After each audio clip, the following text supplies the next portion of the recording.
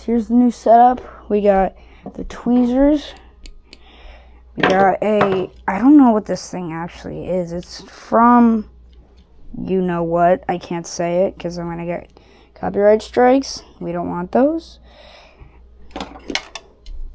And we have the Deadpool.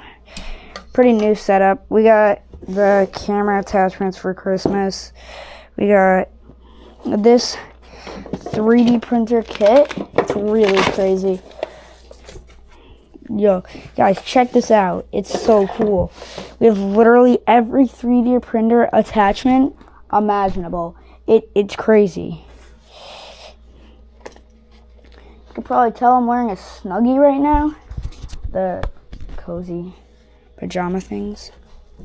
Oh, crap. I'm going to get copyrighted for that. Maybe. So, anyways, we have all the tools possible for a 3D printer.